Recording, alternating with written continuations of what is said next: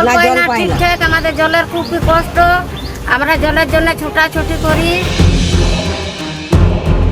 মনে পড়ে যায় সুকুমার রায় রচিত অবাক জলপান নামে একটি ছোট্ট নাটিকার কথা। দুর্গাপুর নগর নিগমের 2 নম্বর ওয়ার্ডের ছবিটাও খানিকটা যেন সেরকমই। পানীয় জলের সংকট মেটাতে রাস্তায় সারি সারি দাঁড়িয়ে আছে পুরসভার ট্যাঙ্কার, কিন্তু সেই ট্যাঙ্কারে এক ফোঁটাও জল নেই বলে অভিযোগ। বিজরার মাহালিপাড়ায় কয়েকশো মানুষ বসবাস করেন।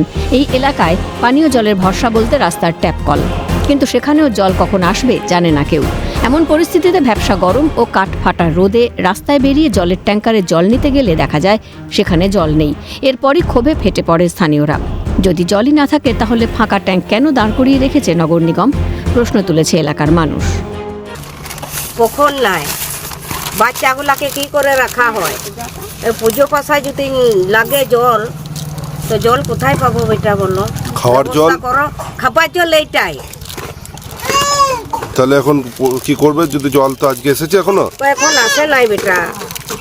আর গ্রামে কল হেতা হতা নিয়ে আসছি, তারপরে তোমার টাঙ্কিতে আসে, কোনোদিন পায় না, কোনো ঠিক নাই। পুকুরে জল নাই, আমাদের জলের খুবই কষ্ট। ডিএমসি কে জানিয়েছেন? আর ডিএমপিতে জানিয়েছি বলে জল টাঙ্কি জল আছে, কিন্তু আজকে এসছে জল, আজকে আসে নাই। টাঙ্কি নিয়ে যাবে, কখন আসবে কোনো ঠিক নাই। তাহলে কি করে জল পাবেন আজকে?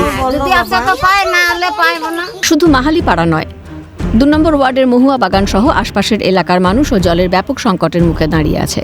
দ্রুত সমস্যা সমাধানের আশ্বাস দুর্গাপুর নগর নিগমের প্রশাসক মণ্ডলীর সদস্যের।